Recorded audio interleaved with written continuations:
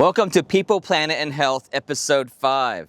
Today we're talking about air. So we're going to get up in the air, 1,600 feet up Stone Mountain. And you might not realize this, it's not a mountain, it's a monadnock. Let's get on the tram.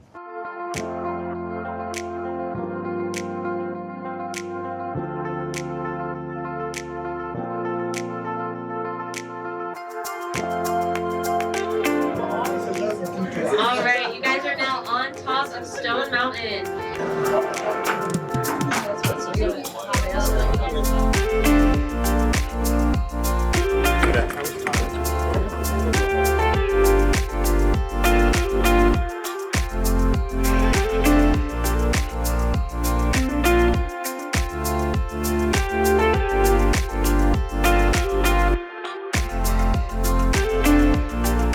So with me, as usual, are Kat Doyle. She's the director of Justice and Peace Ministries for the Archdiocese here in Atlanta. Jay Bassett, former Navy, also 30 years in the EPA. So Jay's bringing our environmental piece. And then coming again on Zoom from Billings, Montana is Dr. Larry McAvoy, former healthcare CEO, emergency physician. And Larry's helping us see how the health blends into this as well. So People, Planet, and Health. And the podcast, we're exploring how those three things overlap. We were designed to be in community. We have living systems that we need to care for, our body, but also the planet.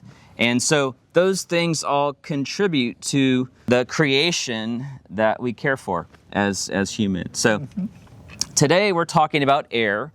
And I will say that we have the city of Atlanta behind us. We had a nice rainstorm on Sunday, today's Monday, which kind of washed things out. So, but even then, you can still kind of see a low-level haze around the city. That's part of the reason we chose to be up here on top of the mountain. Yeah.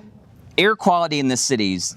I know, Jay, that there was recently a situation in California where people couldn't even go outside. There's two things as we think about cities that we see here or we see in California. Air and air pollution happens locally and it stays over an area, but we also know that air emissions also travel across state lines. And if we think about the early days of the Environmental Protection Agency and Clean Air Act regulation, it was the idea that air crosses state boundaries. Under the Commerce Clause, that's how we regulate it, right? So we have air emissions that come and settle, that cause people to breathe in, that cause asthma and other things because of the pollutants we have in the air. 2 years ago, we had the big fire in California, right? And what they didn't realize, and if you go in the news right now, you'll see in the news, they talked about first responders. And the first responders right now are going through systemic issues related to all these homes that all burnt up. Well, they have wood in them, yeah, but they also have plastics and all the other conveniences of modern life that caused all these local air emissions that people breathe in their lungs. No different than the military, like when I was over in Iraq for a year with burn pits, where we were burning things in the burn pits that the Veterans Administration now is doing a whole program around systemic issues around health from breathing in all the toxins that came out of burning waste. And I admit, I've got sinus problems related to that from that time. Sometimes we look at air now, we look up and it's like bright and clear, but it has lots of things in it that we need to be thinking about that we may not see, but we know are impacting our body. And since we don't see it, sometimes we forget about it. There's actually an interesting website that I checked out. It's called Air Now. And It actually shows air quality levels across the U.S. I have the little index here that I'll show on screen. Goes from good, which is 0 to 50, up to hazardous, which is 301 plus. Bakersfield, that actually reached that hazardous level, and so people weren't even allowed to go outdoors. Without getting too complex, it's particulates would be one type. Another type is ozone. So when you were talking about the haze, that's typically ozone from automotive emissions, right? So every time we burn that industrial combustion car, certain things that come out of the exhaust that convert into ozone, which is a pollutant that irritates your lung. It could be toxics that come out from industrial operations, as well as carbon dioxide from emissions from power plants, right? So, and you can actually get them at home, right? You can get your own air quality meter that measures volatile organics, that monitor ozone, all these different things to see how it's impacting you. And if you decide to do that, cook some food on your stove, and you'll watch the VOCs, the volatile organics, go through the roof on your meter. So, Jay, I think you're talking about the fact that some air we can see what's in it, right, and some air we don't see what's in it. Right. But both of those things exist. Those air where we can see the pollutants and air that we don't see it, and yet it's still harmful. Yeah, maybe the way it's a fluid, right? So whatever we emit, we'll pick up on it, right? That's why if you cook something on the stove and you smell something good cooking, that's actually particulates in the air that you're actually breathing in. Right, all smells are particulate. Right. Good ones? Yes. And bad ones. Yes. So Larry, I read an interesting data point that talked about the fact that air quality or poor air quality is actually a killer. Do we know, how would you rate that in level of death that occurs around the world because of poor air quality? Think of it this way. I'm going to piggyback off Jay. We're always drinking water. We're always breathing air, right? So last podcast, when we were talking about water, we were talking about the fact that water moves to us, through us, and from us. And air is the same way. There was a time in this world pre-industrially where the air was what it was, right? There might be fires or volcanic eruptions that could put particulate matter in the air, but generally the air was pretty constant. I think the trend around illness and death from air pollution follows a couple main points. One, it's always been there, right? You could always inhale influenza viruses, for example, or bacteria that could give you pneumonia. That is just the way the world is. Our bodies are designed for that. Modern medicine certainly helps. We have treatments for influenza. We have antibiotics for pneumonia. And generally, the healthier you are and the better access you have to medical care, that stuff comes in. Your body has ways of repelling it or pushing it out. And it also has ways of fighting it, our immune system. And then, of course, we have these wonderful medical science to help us with this. That's sort of background level risk from air, if you will. By the way, the risk of not breathing, as we all know, if you try it, is 100% death. If you don't breathe, you're going to die. So we are all compelled to be breathing air. We all have an investment in air that helps make us healthy and that we can handle anything from. What's interesting is as civilization has evolved, and we become industrial, we begin putting chemicals in the air. Some of that is intentional, right? We've built the internal combustion engine. And as Jay said, when you start a car and burn gasoline, you put particulate exhaust, right? That's what we call it, exhaust, into the air. In rapidly developing industrial nations where the push is to acquire technology, mobility, goods and services, early on, we tend not to worry about what's in the air. We're interested in getting where we're going, getting that food, turning the lights on, having an oven and a stove. These are all great things, by the way. And then if you look back, there's a curve, right? So in London, I don't know, 120 years ago, 140 years ago, London was a very dirty, dirty city because they burned a lot of coal and people were getting black lung and there was soot everywhere. And this is kind of the whole, Oliver Twist Dickinsonian picture of London at that time. Wasn't healthy. So as nations get wealthier and more developed, they look around, they say, hey, people are getting sick from the stuff we're putting in the air. It's having effects on all sorts of things, which I can talk about in a second, because the effects aren't just in our airways, although they certainly are. And then countries generally create rules by whatever, legislative or fiat process, according to how their government's designed, says we can't keep doing this. And then air pollution tends to go down and air gets healthier. And we can see that in our country, right? There was a time when our cities were very, very, very dirty. And then America experienced this period, let's say roughly between the 1880s and the 1930s, when we really hammered a lot of our environment. We over-harvested timber. Our water got very dirty. There's a story, the Cuyahoga River in Cleveland actually on fire. And so then we started to say, wait a minute, we've gone too far. So let's clean our water. There's a Clean Water Act. Let's clean our air, Clean Air Act. There's a whole bunch of legislation we put in between 50 and 70 years ago that said do this, right? So generally, when you look at the clinical effects of air pollution, they are devastating. Depending on what stats you look at, it's probably the number 6 or number 5, number 6, number 7 risk factor to human health worldwide. The other ones now are not pneumonia, right, or dust storms. They are also industrially civilization-driven phenomena. High blood pressure, high blood sugar, obesity, smoking. So we've gone as humans from this era of having to protect ourselves from the environment, which our bodies are built to do when they're healthy, and immune systems, and then this wonderful medical science that gives us antibiotics and antivirals, to now realizing that most of the harm coming to us from the air is not the rogue virus or the dust storm that has a rare fungal particle in it that can make you sick. Those things all exist, by the way, have for a long time, probably always will. Now our biggest risk from the air is what we put in it that comes to us, through us, and from us. And those effects are certainly on our lungs, but when the particles are small enough, they kick off systemic inflammation, and they drive cardiovascular disease, they can drive dementia, change in our mental status. And what's tricky about this is it's not just like a bad air particle hops in your body, starts kind of rattling your gourd a little bit and saying, you're going to feel bad while I'm in here, and then you cough it out and you're good. Once we trigger some of these processes through high exposure or sustained exposure, these processes, and this is the way systems work, and our bodies are just like the watersheds and the oceans and everything else, these cycles get kicked off in our bodies, and then they don't just necessarily go away because you breathe the particle out. So type of exposure, length of exposure, the processes it kicks off in our bodies are important. And of course, what we choose to do about this as communities and civilizations and governments and humans now is our choice. Before it was not.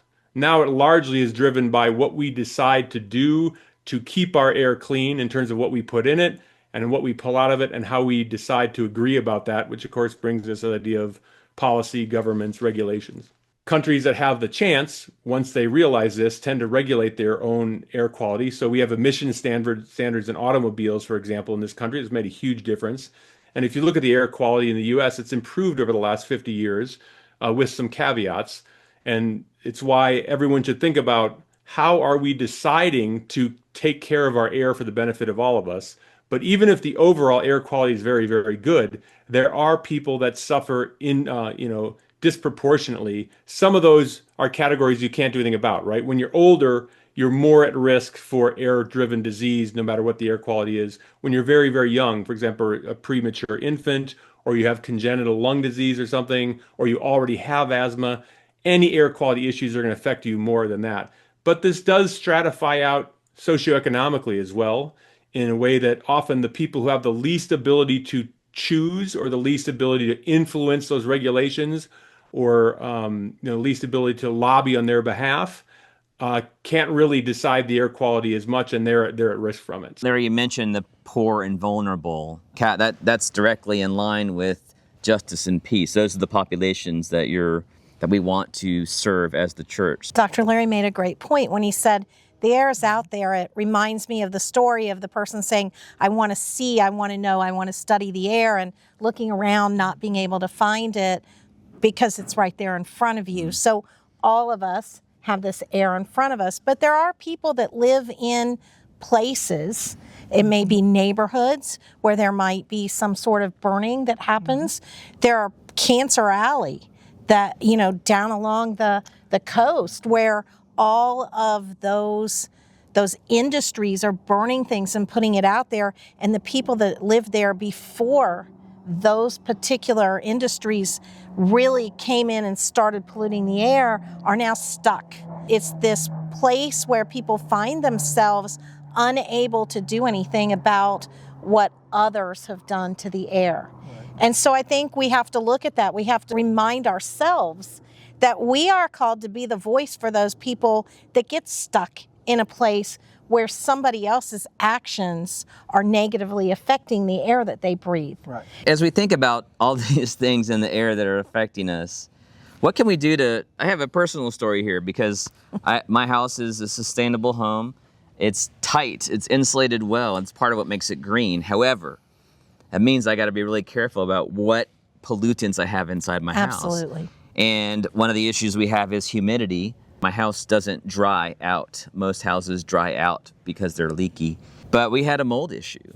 And it started out with just feeling like, why do I always have a cold? Why is my nose always running? we started to notice that on one of the closet ceilings, we had some mildew up there. And I thought, okay, wait, we need to get this checked. So we had someone come in, do a mold air test, and it was interesting how much they found. Thankfully, no black mold. It was an eye-opener for me that here I have a relatively new home, sustainable home, and yet I still had some of these issues with mold just because of moisture. I think it's interesting that as our housing ages and we go in and we begin to say it's time to fix it up a little bit, and sometimes we find the black mold, sometimes we go in and we refortify and make things so that it's so green and it's so able to keep the cool in or the heat in, but it also keeps our own contamination in. And then the idea too that as we upgrade and as we're building and increasing just the number of homes there are, remember that all those homes have AC units, and a lot of them have fossil fuel burning heat systems and all of this sort of thing. So you ask, what can we do? I mean, one of the things is let's take a look at how we are conditioning our air, our interior air. Dr. Larry talked about that, the air that's inside with us. There's nobody that can get away with getting away from it. Even our churches themselves, when you look at the ventilation that's in our places of worship, we're burning candles, burning incense. We've got a lot of people in a small closed-in space. That affects the air. So all of us, whether we're wealthy or living on the margins, still have to deal with interior ventilation. So Jay, you had a chance to talk to a unique group of people, Mothers and Others for Clean Air. A family here in Atlanta, we know, the Seidel's, which is Ted Turner's daughter, that funded that organization. And they do a lot of work with faith-based organizations, right, around advocacy and other things. But what they're really focused on, if you think about it, mothers, right? So they're concerned about what their kids are breathing in. Take a deep breath each day on. So one of the areas they're really interested in is talking about this idea of what are their kids being exposed to from school buses, and why aren't we transitioning away from diesel school buses faster? So Jay made a short about that. Let's take a look at that now. We are here today with Tanya Coventry-Strader, with the executive director with Mothers and Others for Clean Air. And we're kind of in a historic setting that is of interest as we talk about air pollution and the impact of pollution on health, which I think is really important as we talk about sustainability, the concepts under the Catholic teachings, right? And the reason this setting is important is that we're next to the old Yellow River Post Office, which is one of the historic places of the original roads that came out to Gwinnett. So if we go back to the 1860s when Gwinnett had a couple thousand people, you would see a whole different action behind us than you see now. And now we see a road that's a main arterial between three cities that generates somewhere around 17,000 vehicles a day, which includes a lot of school buses, right? Because we've got schools all up and down Five Forks and neighborhoods that are fed by school buses that emit particulates, right? Yeah. So that's why we're here today, to talk a little bit about and hear from you about this and about Mothers and Others for Clean Air, of this connection to air pollution, particularly in younger folks, because we know these particulates, when they get in your lungs, stay there. So we're hurting our health all the way along, but at the same time, we look in here and it's beautiful out here, and we don't see these things that we're breathing in. So sometimes it's not real to folks, right? We've known each other for a long time. So I'd really like you to maybe tell me a little bit about kind of where you came from, who you are, and kind of why we're here today, because I know you're here because you're really passionate about this. I came to this pretty naturally. My dad was in the Peace Corps. He met my mom in Costa Rica. She was a teacher at a school for indigenous children, and he was building the school. And my mom had 12 brothers and sisters, and we would spend summers down there. So I grew up basically raising my cousins, like playing with my cousins, caring for my cousins. And so from a very early age, I knew I wanted to be a mother. I cared very deeply for the well-being of children. Over the course of my career, my corporate career, I traveled all over Latin America and saw children in many, many different situations. I was in Brazil at one point with Cartoon Network, and we drove by these favelas, which is a very poverty-stricken area. And there were just hillsides of lean-tos, like literally shanties, a piece of tin roof with a family under it, and you could see the TV flickering under it. So they might not even have walls on their homes, but they had a TV. And that always stayed with me and was in the back of my mind as I continued my career. Like, is this really what I'm doing? And my dad, having been in the Peace Corps and being an educator, was also a great influence for me. And he was like, maybe think about what you're doing. Well, that's an interesting connection point because, my military time, right, of going back and forth, of seeing how the world really is and how people really live. And it's something that you bring back, right? Yeah, absolutely. It hits you at a very human level. I know that you've got a couple of really strong mothers out there that have been really passionate about this topic in Atlanta. Yes. And I know, they were, for lack of a better word, the founders of Mothers and Others. Yes. What was the connecting point that brought you in that you said, this is what I want to go spend my time doing? Stephanie Blank and Laura Turner Seidel are the moms, and they started Mothers and Others for Clean Air almost 20 years ago now, when Atlanta's air quality was extremely poor. Right. Children in Georgia, across Georgia, had a much higher percentage of asthma than other states around us. So they became aware of this and decided to start Mothers and Others to raise awareness of the fact that our children were struggling with this, and we really needed to do something to improve that. I came to Mothers and Others for Clean Air through Laura Turner Seidel because my early career was spent at Turner Broadcasting, that makes sense. Founded by her dad. In different parts of my career, I had come across Mothers and Others for Clean Air. I was a corporate funder for a time.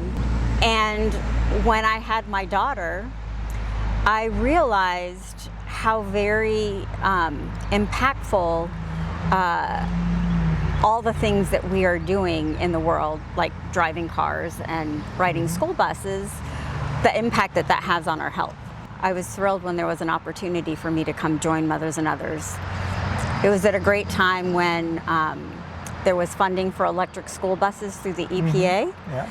So we felt like we really could have an influence and help school systems access funds so that they could start that transition from the dirty diesel buses that they're using to clean vehicles. Yeah, as Catholics, right, we're called under Catholic social teachings, right, to care for the vulnerable, which we know children are. How are you engaging through people of faith or other community organizations to help support this idea that, the air we breathe every day is our health care. Healthy air is health care. Health care. Absolutely. And that we know health care, you can't have climate or sustainability without health. And we have to have clean air to do that. Sometimes we get stuck on thinking that emissions is just around carbon when it's really much broader. Children are our most vulnerable population, and particularly because their bodies are growing and developing at a much faster rate than ours. So they even breathe at a faster pace than adults do. Really? So they're taking in more pollution, more harmful chemicals and particulate matter than the rest of us. The other thing to think about is, while we're sitting in a beautiful park here in Gwinnett next to a roadway, Right. Unfortunately, many schools are sited next to roadways. Roadways are a huge source of air pollution and particulates, and diesel school buses are a very large source of air pollution and particulates. And in the state of Georgia, over 850,000 children ride a school bus to school every day. And the vast majority of those 20,000 school buses that they ride are diesel school buses. Children riding in a diesel school bus are exposed to almost 15% more toxicity, air pollution, particulate matter than the general public. So it's really an issue that we need to consider. Why are we putting our children in these buses day after day? And incidentally, Gwinnett County is the largest school system in the state of Georgia. Right. Many, many school buses, many, many children riding buses for long parts of their day. School buses pull up to the school You've got teachers out there Absolutely. at the same time as idling buses that come in that are being exposed, right? Yeah. One of our first campaigns was a no idling campaign, because as school buses sit outside of schools and idle, children lined up next to the school buses waiting to get on are suffering from asthma attacks. There's several incidences that we've heard of that, children have had really, really serious health implications from that. Teachers suffer from it. We talk to teachers all the time. They're like, yeah, it's kids, but it's also us. I have a terrible headache after, standing outside next to those idling school buses, and the school bus drivers as well. When we talk about the things we breathe, I think a lot of people think it's just about asthma or some of the diseases that, are associated with pollen. But we know that the health issues go way deeper than that. It's Absolutely. Cardiovascular disease, it's kidney disease. So what does that really mean for people when they take that deep breath of, diesel fumed air? What is it really doing? Diesel pollution is a known carcinogen. There are 40 different toxic fumes in diesel that can cause cancer. And in addition to that, there's study after study now that has revealed that children who ride in diesel buses and are exposed to diesel pollution have cognitive challenges. They don't do as well on tests. Their lungs don't develop as well. And that just in addition to typical allergies. I mean, here we are sitting in Atlanta. Atlanta's allergy season is twice as long as it used to be because of some of this climate change. So all of the things that we're breathing in every day, from pollen to diesel pollution, really affect our health, and it's a cumulative effect. So when we are exposing our youngest members of the community to these levels of pollution, over time, the effects on their health is going to be worse and worse. So that's something that we are really conscious of, and we really are working to mitigate. One of the things that we've found is incredibly effective is working with healthcare professionals and teaching them about how the air we breathe every day, particularly when it's polluted air, next to roadways, et cetera, is affecting public health. And, we're approaching a public health crisis as we start to roll back all of the regulations and policies that the EPA put in place many years ago and people fought hard for. Today, we see a lot of people who have COPD because they smoked throughout their youth, and we later learned that was not very good for health, and people have stopped. And this next generation that's coming along, I think they're going to have a lot of health issues that are a result of the increased level of exposure to pollution that we have. I will say the one piece of hope in this, it's not all hopeless, is that children are resilient and their small bodies are resilient. And so if we can mitigate their exposure to pollution and change that direction, they recover. So let's convert and talk about this hope and optimism, right? Because that's part of Catholic teaching, right?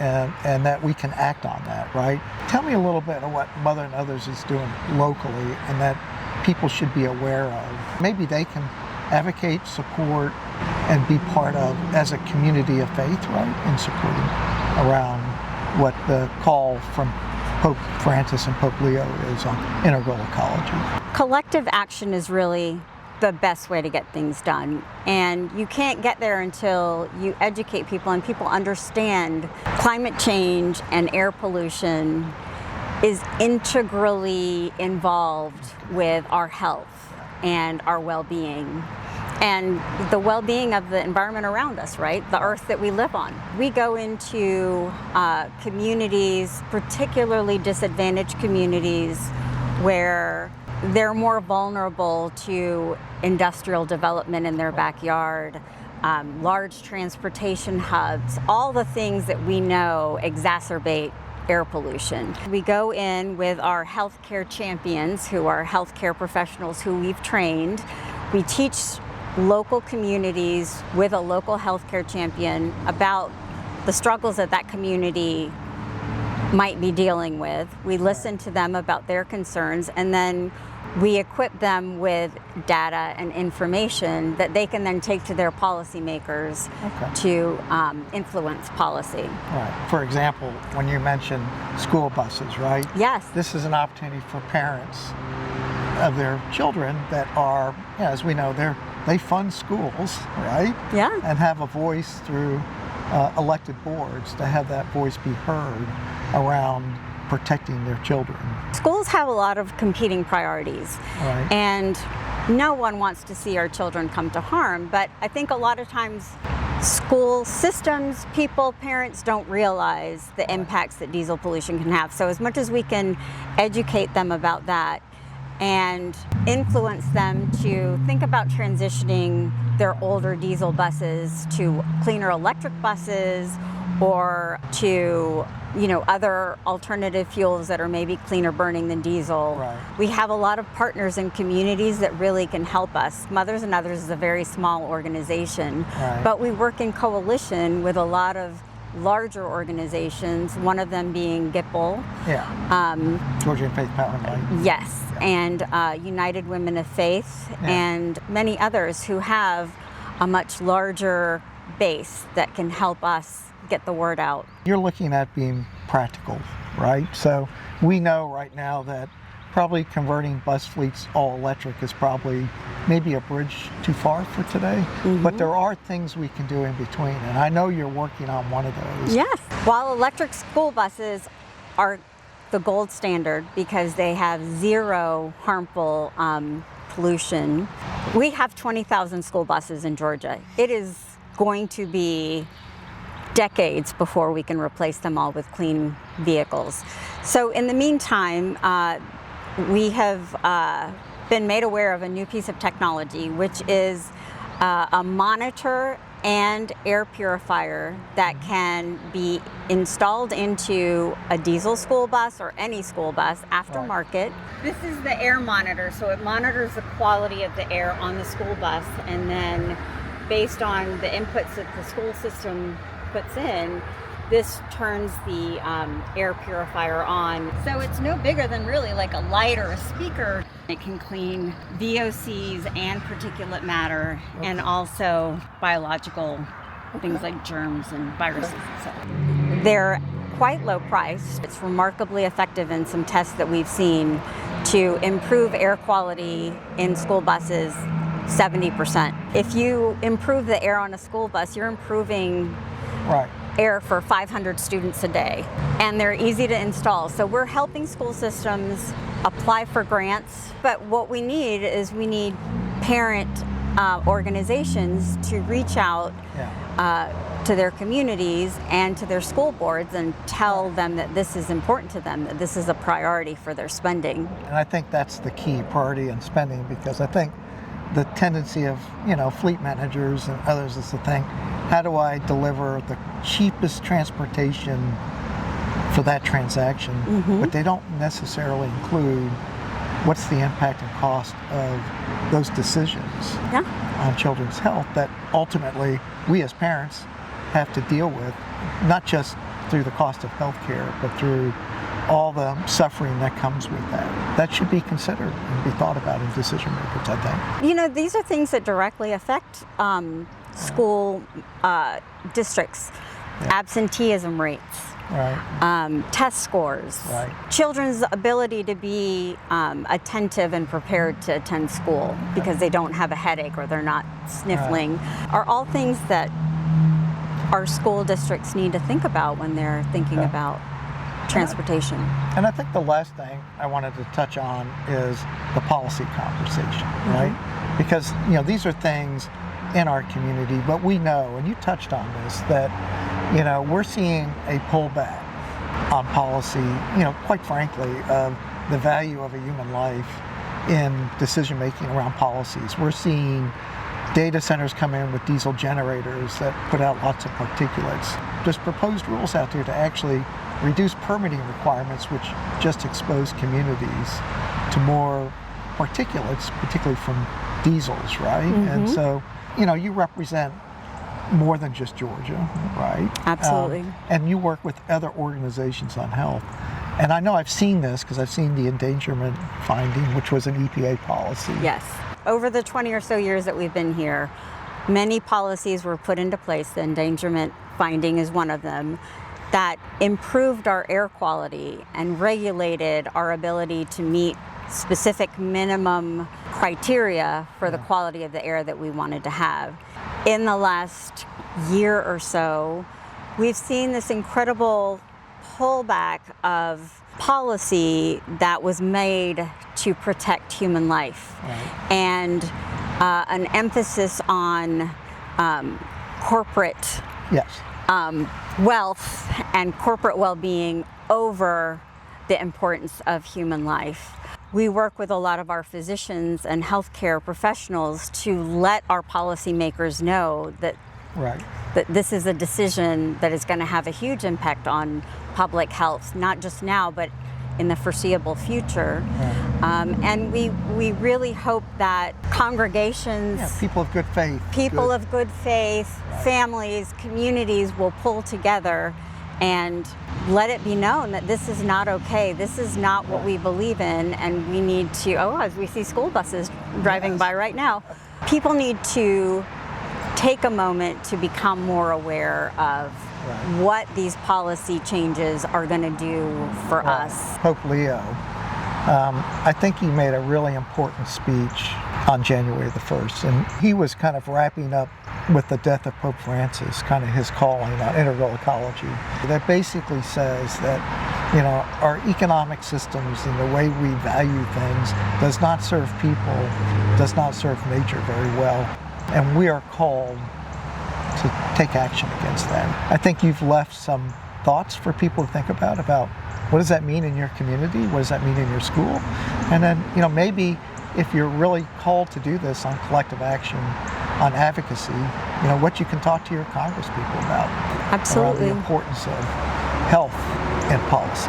I just want people to know, if they come to mothersandOthersforcleanair.org, we have lots and lots of resources, blogs, information about all of these topics and ways that they can take action. Excellent.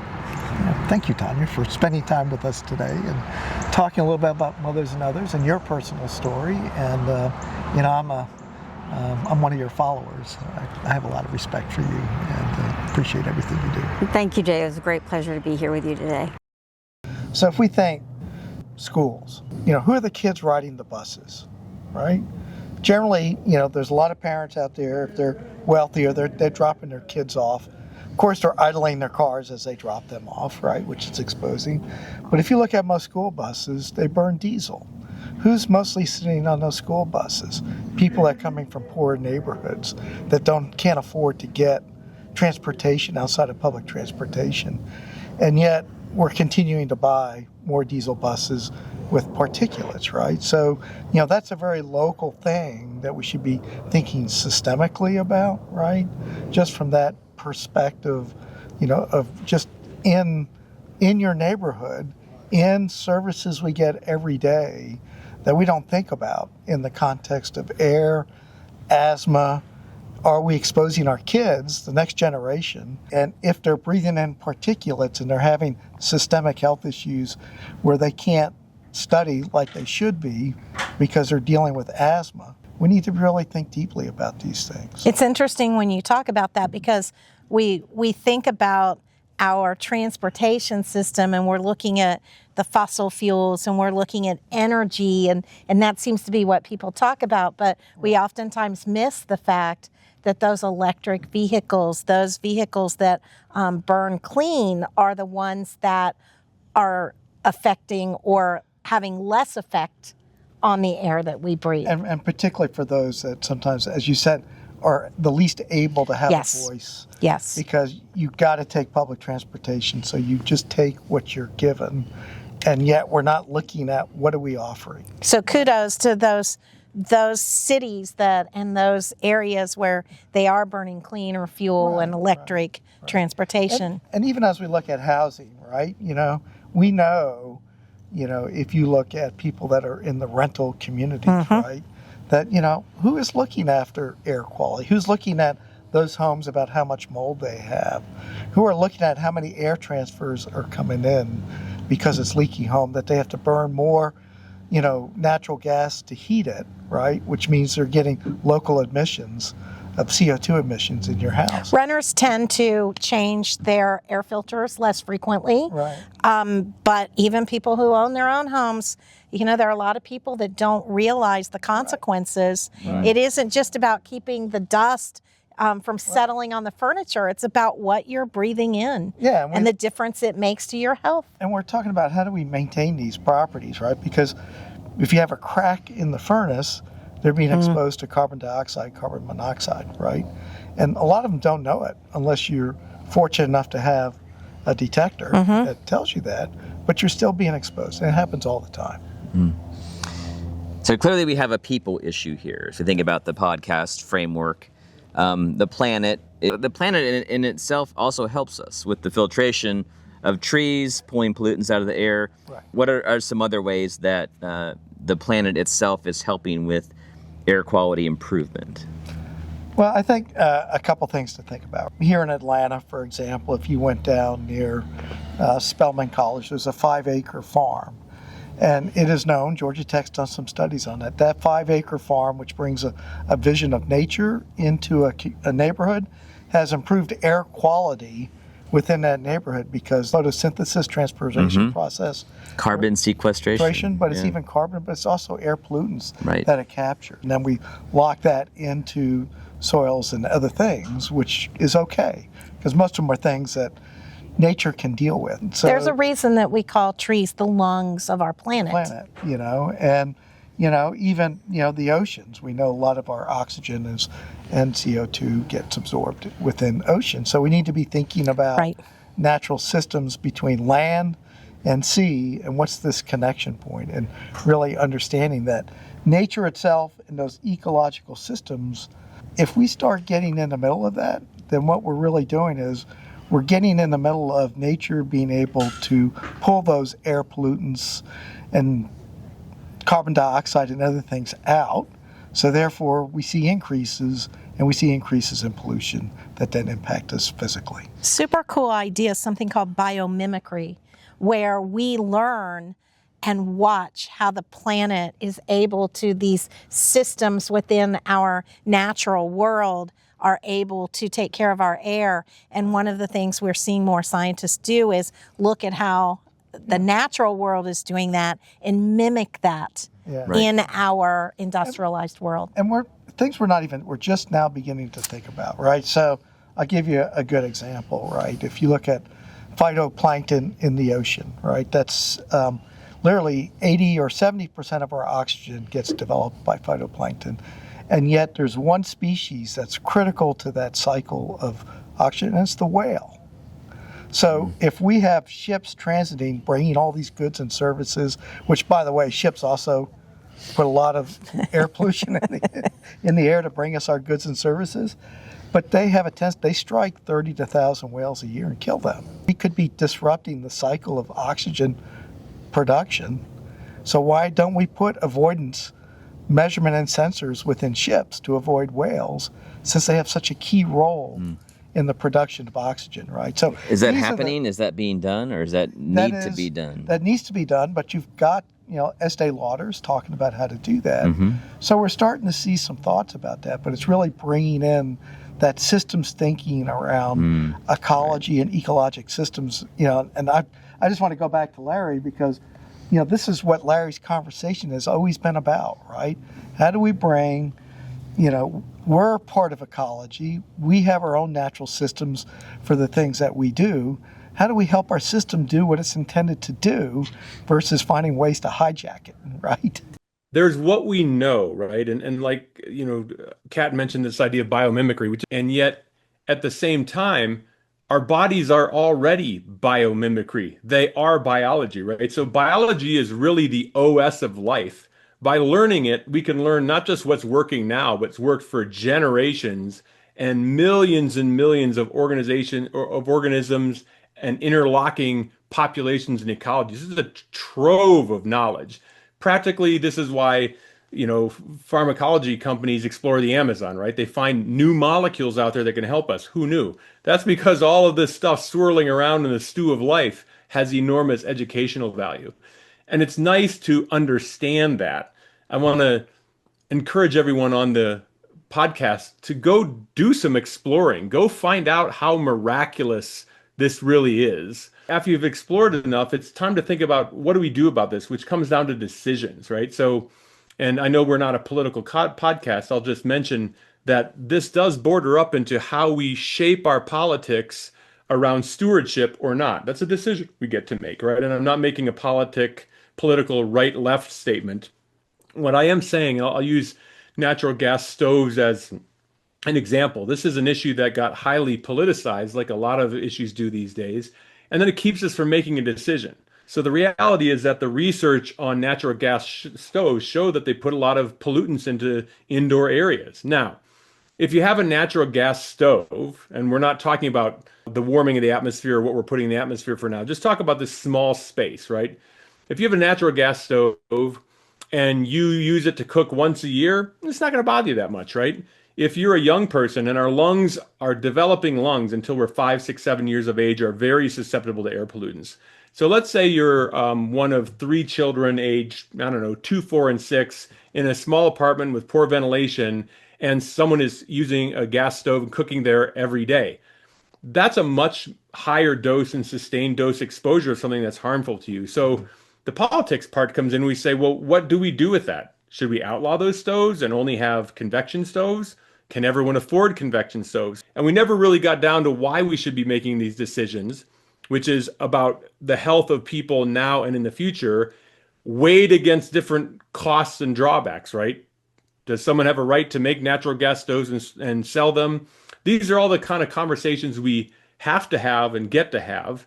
And when our dialogue isn't healthy, we don't have them. We just bat them around with issues and point fingers at each other. So I would encourage everyone listening to find out about these issues, whether it's water, air, whatever's interesting to you, and then start getting in a conversation with yourself and with others. Not just what should we do, but how do we put ourselves in a position to have these conversations about the health of people and communities and our planet itself, because those communities are sustainable and can help us keep getting healthier and keep making decisions and help us create healthy grandkids, etc. But these days we have a hard time getting to those. So it's something I'd urge everyone to think about, not just what you know or what you think or what you want to do, but how do we start having these conversations in a healthy way? There are 4 of us on this panel for a reason, that there's not just one point of view. There's not just one decision that has to be made. There are all these different things that come into us making decisions. And so I also urge not only do your research, but look at things that may be different than what you believe or what you're hearing. Listen to different types of scientists. And again, it's not about political party, but it is about the fact that scientists typically have agendas and things like that. They're good science, but they lean into whatever they're working on, whatever direction they're choosing to go. So when you look at this, it's always worthwhile not just to educate yourself, but to educate yourself broadly. Look at things outside of where you might generally go for all of your information. Broaden your lens. Yeah, I want to also maybe add to that a little bit and say, sometimes we have to get out of our own self. Absolutely. Immersion, right? Because we look at things at what's good for us, right? So, we may say, well, this is good for us, but is it good for the people in Alabama and Mississippi, right? And I'll give you a good example right now. I mean, this is a current debate we're having about what's the power mix in Georgia, right? Between coal, natural gas, and renewables and solar. And, we have a decision before us right now about, do we keep and do we extend the life of coal plants, right? To be able to meet the needs that we're anticipating around data centers, for example, right? One in Mississippi, one in Alabama, and one in Florida that's being proposed because to be able to meet the needs in our state of Georgia, that we need to kind of keep those plants online. So we're not impacting just us. And educate yourself about this, because most people don't realize that these data centers that we're bringing into the state of Georgia and other places around the country and around the world, these data centers are affecting our air. They're affecting the air we breathe and affecting our health. Because of the legacy power they need. Yes. I mean, we can't build the power plants fast enough, renewables, in order to meet those demands, so they're keeping these older plants open. That connects the dots between big and small, right? All of us would say, gee, we would like this data. We would not like to dirty our air and suffer health effects for the data. Until recently, the fastest growing, fraction of power in this country was actually renewable power. And we've reversed that this year. We've decided, no, we don't want to do that. Did we do that for reasons of cost, energy, the kind of multi-stakeholder analysis that Kat was mentioning too? No. So our political agendas and priorities, depending on who's in power or who's doing this, do affect our health. And that's I think our appeal to the listeners is, don't think a certain way, this way or that way, but look into this and understand. Right now, there are a lot of people who would love to have us push in growth of renewable power simply to drive these data centers, because that growth was helping us have cleaner data centers. So these things are all interlocked. It does take some thinking, and it does take some understanding of how these knots all fit together to be able to think about this stuff. Right, and I just want to maybe put one other thought out there, right? So our tendency is to look at this one-dimensionally, right? It's not just about renewables. It is different business models for how we run our utilities that we can actually, with a few tweaks, right, produce a lot less emissions just by the way we structure. It's not so much the political process here, it's the policy processes that was great in 1929 when we were trying to build rural electrification that maybe today doesn't serve us as well, and we ought to think critically about that. And the fact is, there are a whole bunch of people out there that don't know anything about this. Right. And so how do we educate them so that they are able to use their voices to affect the common good, to make sure that the health of all is being considered when we make decisions? Exactly, so that we're being informed, we're engaged, and we feel empowered to be able to Take a deep breath. Take a deep breath. So we talk about people, planet, and health, right? We're focusing on the people part of it, the community part of it. How do we address this together? The conversation here is, I think, as we've tried to do all along, what can you do as an individual? What can you do as a small community? What's our bigger conversation? All these systemic issues, sooner or later, are big conversations, right? So yeah, you should change your air filter. Am I really happy as a dad and a grandpa and a doctor if my internal air is good? No. If those people are out there dying of air quality, good for me. I built myself a moat and a castle, right? So I'm simply saying that the layering of your individual thinking and action, what you do in your smaller community, what we do together, is by definition linked. There is no separate air for people who choose air filters, right? It's all of our air. It is our common home, and it is our common air. And so somehow we have to layer that into, here's some things you can do as an individual. Here's what you can do in smaller groups and communities.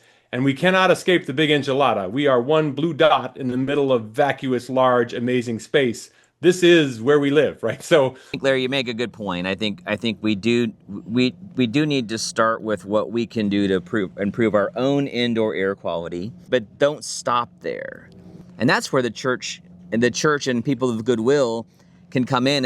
Get a discussion started in your community, in your parish.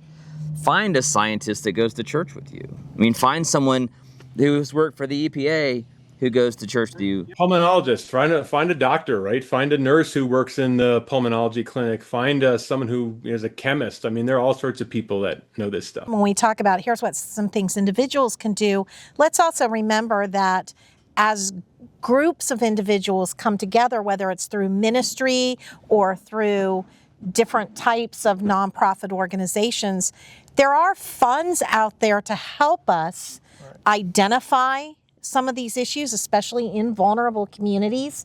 There are funds out there to help us make changes to our systems within our different institutions, the buildings, the homes, that sort of thing. And then we can look at an even grander scale when we talk about tree plantings and tree canopy. Here in Georgia, we've lost, almost 50% of our tree canopy. That's an issue for the air we breathe. But there are groups that are addressing this. There's funding there that's available to help us do that. It's a matter of the will to be a part of the solution. Jay, final thoughts? Yeah, I just want to add in a role here for advocacy. Just last week, we brought together the Gwinnett Interfaith Alliance, of which the Catholic Church is part of this, where we were all expressing our faith traditions around the idea of better air quality and health. And so we brought in, for the election coming up, the Public Service Commission candidates. Not all of them came, but we asked them questions.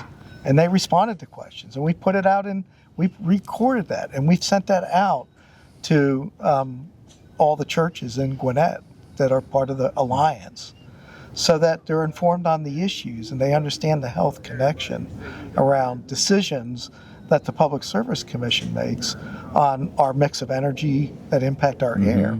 And if there's one thing that really came out during that conversation was the conversation around health, that quite frankly, it was one of our kind of Catholic-related advocacy groups really pinpointed, which was Encounter Georgia, right? So there's ways to get involved that we can also advocate within our public officials. Because it makes no difference what faith community you're a part of, if any. It makes no difference which side of the aisle you're on. We all have to breathe air, and the air affects all of us. And quite honestly, I've yet to meet anybody who says, I don't care if I'm able to breathe or not a problem. It affects us all, and it does not matter what separates us. That unites us. Excellent topic today, and I knew coming into this, it was one that I had the least understanding about. I think it has to do with the fact that we can't always see what we're breathing. And yet, I've had a cough for a couple weeks now. Jay, I know you've got respiratory issues you've been dealing with chronically because of your exposure. One final takeaway here is the connectivity we've been talking about. You brought up the community garden in the urban setting that is actually improving air quality. So a garden producing local food, now it improves the air around it. It expands that concept of the big system that Larry references. Integral ecology. Integral ecology, that's right. We began this podcast with that idea of everything is connected. That's right. In fact, episode 6, which will be the last episode in the first season, we are going to talk about that connectivity. Coming back to the 4 topics that we've talked about, episodes 2 through 5, and then how they're connected. Yeah, don't miss it. It's going to be, right. it's going to connect all the dots. As Dr. If you liked us so far, 6 is going to knock your socks off. All right, so thank you so much for watching. And as a reminder, if you're doing something that you think is relevant to our discussion, please send us a link to that video, reach out on social media. We'll put links to that stuff in the show notes and in the video description here on YouTube. Thank you so much for watching. We hope you enjoyed this discussion. And if you have any questions, you can also leave those in the comments as well. We'll catch you in the next episode.